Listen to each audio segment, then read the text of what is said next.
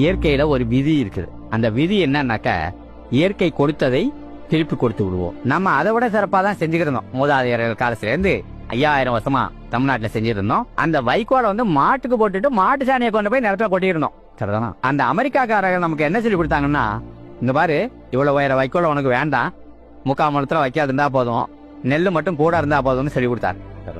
வைக்கல் இல்லாம போயிடுச்சு, அதனால மாடு இல்லாம போயிடுச்சு. சரியா? மாடு இல்லாதனால எரு இல்லாம போயிடுச்சு. எரு இருந்தா கூட அள்ளி கொண்டு போய் கொட்டுறதுக்கு வண்டி மாடு இல்லாம போயிடுச்சு. சரிதான்? செஞ்சது சின்ன வேலை தான் செஞ்சாங்க அவங்க. செஞ்சது வைக்கல் முக்கியம் இல்ல, நெல்லு மட்டும் தான் முக்கியம். இந்த பாரு, கருது பெருசா இருக்கு, இதுல இது கீழே சாய மாட்டேங்குது, எவ்வளவு யூரியா கொட்டினாலும் இது கீழே சாயாது, ஆனா ஒன்னு சாஞ்சு போகும்.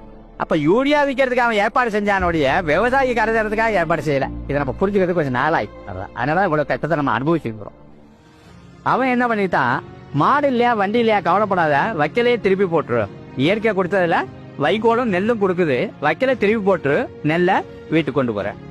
அந்த நெல்லை குத்தின பேரு தவிடு வருது, அதை வாத்துக்கு தீனியா கொடுக்குறான், தவிட்டுல பேச்சு வைக்கிறான். வாத்த நெல் வயல்ல மேய விடுறான், அது போறதமெல்லாம் சாணி போட்டுட்டே வருது, அது பாலுக்கு உரமோர் ஊத்துனது மாதிரி. சரிதானா? இப்ப எருவும் போட்டாச்சு. அப்ப மிச்சம் இருக்கிற அரிசி அவன் சாப்பிட்டான், அதுக்காக ஏதாவது செய்யணுமே.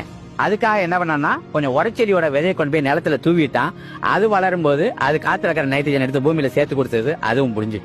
இயற்கை கொடுத்ததை திருப்பி கொடுத்துருவோம். இதை